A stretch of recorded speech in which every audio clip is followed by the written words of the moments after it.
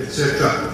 Now, Michael Muscat is down from Canberra Secondary College, otherwise known as the Revolutionary School, to present an ed talk. He has brought along his Assistant Principal Joe Wassell to do a team presentation. They're still in makeup at the moment, but we will drag them out of the makeup tent and get them up onto the stage so they can present. So please welcome Michael and Joe.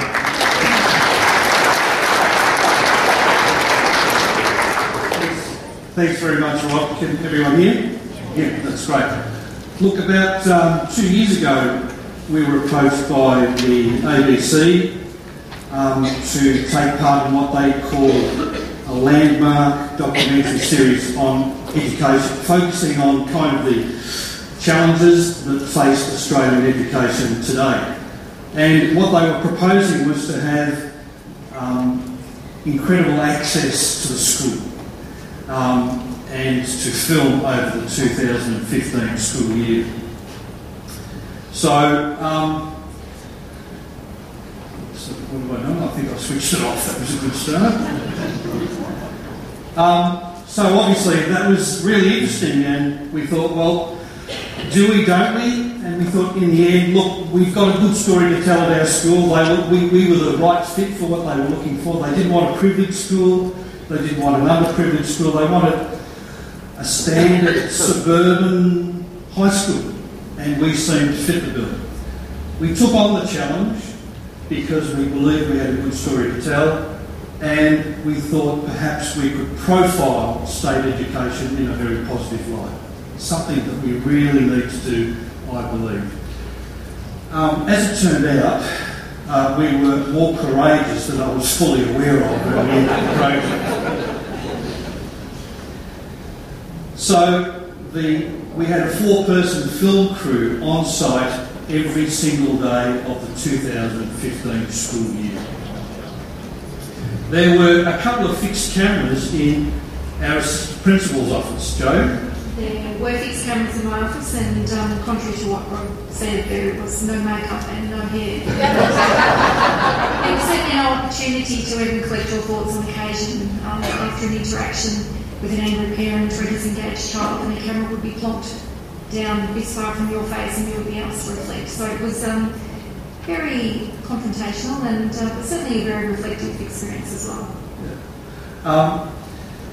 The crew, the 4-person crew that were with us all year, were great people. They became trusted colleagues and we collaborated very closely with them. The thing could not possibly have worked without that degree of trust, understanding what the sensitivities were. There were some no-go areas, obviously, and we worked together really well. One of the great benefits of being involved in this project was to have access to the Melbourne Graduate School of Education. John Haddy became a familiar face around the school. In fact, he's really a great guy. And Lee Waters, with the positive psychology stuff, is really brilliant. Maxine McHugh, powerful mind. Phil Rickards, Wayne Craig, Philip Holmes-Smith, who didn't get a show in a look-in, and Diane Snowball, Bill Rogers. Lots of wonderful people who were really making themselves very available. So how did it impact on the school? Incredibly, it became passé in a very short time. The students got used to it after a couple of weeks, the staff got used to it. Staff didn't have to be part of it if they didn't want to, and students obviously had to sign a permission form. We had almost, 98%? We had about 98% of kids, and I think only one teacher opted out as well, so big uptake. So we were pretty relaxed about it and very trusting. And this had never been done in the Australian context before. So the final product,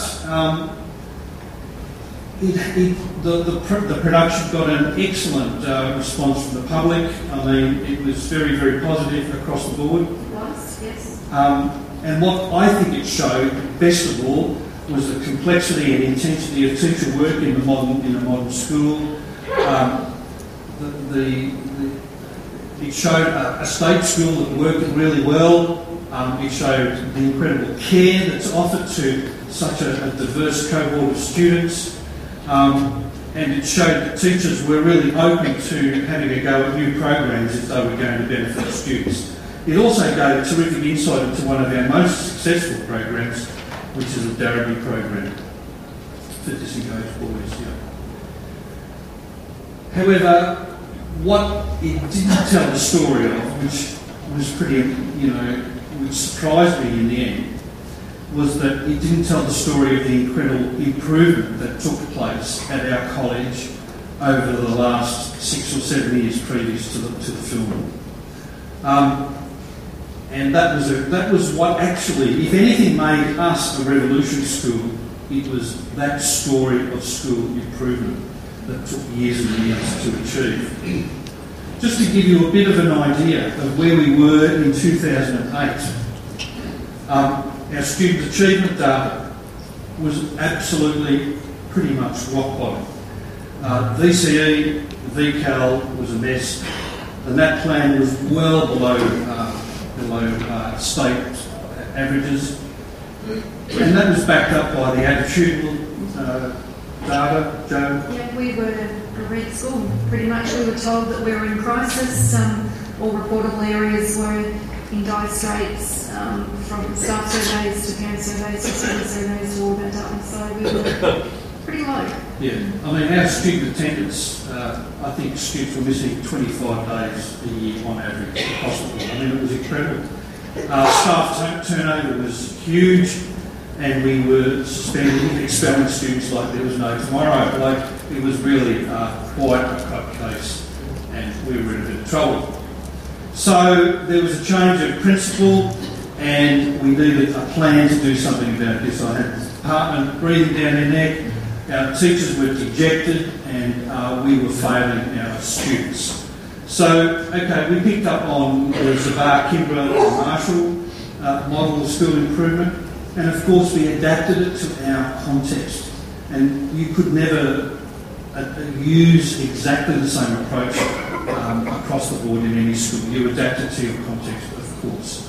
And so the 4 preconditions for building a viable school: building strong and stable leadership with a shared strategic vision, creating an orderly learning environment, focusing on what matters most, and building teacher efficacy. So at the college at the time there was a dearth of leadership, and we really had to build it up from the ground up. I was in the fortunate position where all of the leading teachers' contracts were coming to termination, and I could be very fair in saying, right, we're going to advertise all the positions, no one's going to be favoured, and away we went. We made sure that all the new positions were aligned to the school goals that we had planned very carefully. And then because we ended up selecting a very young leadership team, we worked shoulder to shoulder with them in the trenches and build it up brick by brick to build up some strength in that area. We also hired a leadership coach who continues to work with us. You might have come across Pamela Mackman, and she has been a real gem for us. So that was a really important focus, building up our leadership capacity, and we've been fortunate to maintain the same principal team basically for the past 7 or 8 years. It's very, very strong. Joe, tell us about the orderly learning environment. Things were fairly chaotic 7 or 8 years ago, so we really needed to establish that orderly learning environment so that we could set the tone for what our expectations were. And we did have very high expectations. So that started, as many of you would have seen on Revolution School, with the uniform, and our work was relentless for many years, and it was really, really tough for probably the first 12 months. But it's work that we continue to do, and we need to, as all schools do, of course. So we know that it's a challenge that all schools face, but certainly that did set the tone so that we could get down to what really matters most, and that was the teaching and learning. Yeah. And I reckon the best thing we did was introduce the vertical sub-schools where students became known by a stable group of teachers, and that made a huge difference. Okay, we whizzed through, we focused on what matters most, we really worked on building our teacher efficacy, We developed a model of instruction. That model really works for us. The whole staff is aligned. That poster is up in every classroom, and that's the way we teach at Canberra. So we certainly have a shared belief in that area. And 7 years on, okay, our VCE scores have improved. We were in the bottom 10% in 2008.